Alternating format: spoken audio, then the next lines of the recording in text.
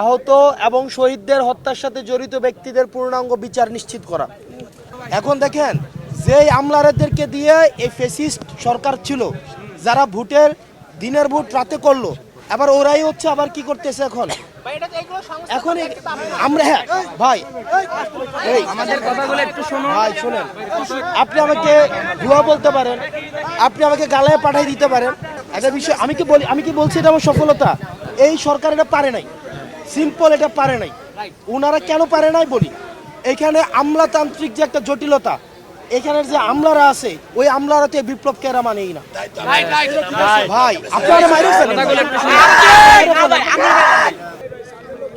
24-এর যোদ্ধাদের মধ্যে আহত এবং শহীদদের হত্যার সাথে জড়িত ব্যক্তিদের পূর্ণাঙ্গ বিচার নিশ্চিত করা। আহতদের চিকিৎসার সর্বোচ্চ সুব্যবস্থা নিশ্চিত করতে হবে। আচ্ছা, ওই যে বিদেশেরা আসছে তারা তো ঠিকভাবে চিকিৎসা করে নাই, এটা আমি মাত্র জানলাম। Okay fine. আহত ও শহীদদের রাষ্ট্রীয় সম্মাননা সহ প্রয়োজনীয় আইনি সুরক্ষা নিশ্চিত করতে হবে। 5 নম্বরটা চিকিৎসার সুব্যবস্থা নিশ্চিত করতে হবে, এটা এই সপ্তাহের মধ্যেই। এটা কোনো ওই যে আলোচনার সাপেক্ষে চলমান প্রক্রিয়া ব্যাপারটা মনে হয় এই সপ্তাহের মধ্যে। 6 নম্বরটা রাষ্ট্রীয় সম্মাননা, এটা আসিফ স্যারের কাছে জানবো যে আইনি সুরক্ষাটা কোন পর্যায়ে আছে। আর রাষ্ট্রীয় সম্মাননা প্রক্লেমেশন, এই বিষয়গুলো নিয়ে তো আমরা স্টিল কাজ করতেছি।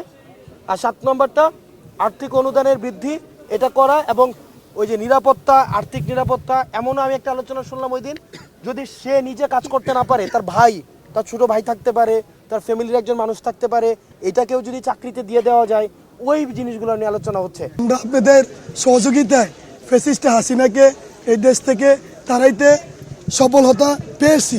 ইভেন এই হাসিনার যত আমলাতন্ত্র আছে তাদের মধ্য থেকে এখনও কিছু রয়ে গেছে। এই কারণে আমাদের যেই ট্রিটমেন্ট উন্নত, আমাদের যে পুনর্বাসন, আমাদের যেই জাতির স্বীকৃতি, আমাদের যেই একটা আর্থিক সহযোগিতা যেটা আমরা চেয়েছিলাম, হয়তোবা কিছু ভাই বলছে ইতিমধ্যে এটার জন্য আমরা বয়কট, আমরা সেটা চাই না। আমরা সেটা চাই গিফট হিসেবে এই রাষ্ট্র আমাদেরকে দিবে।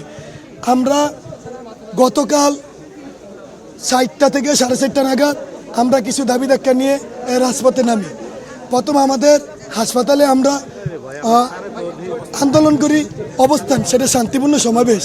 ওখান থেকে যখন আমাদের ভাইদের দেখা বা সাক্ষাৎ তাদের না পাই, তখন আমরা রাজপথে নেমে পড়ি। সেটা হলো আগারগাঁও থেকে আমরা শ্যামলী বন্ধ করে দেয়। এক পর্যায়ে রোডের বাইরে ও যাত্রী অনেক ছিল, সাধারণ জনগণ যারা ছিল তারা সকলে আমাদের কারণে বিভ্রান্তিত হয়েছে, তাদের খুবই কষ্ট হয়েছে। আমরা এর জন্য হাত উঠিয়ে আপনাদের কাছে হাত জোর করে মাপ চাচ্ছি।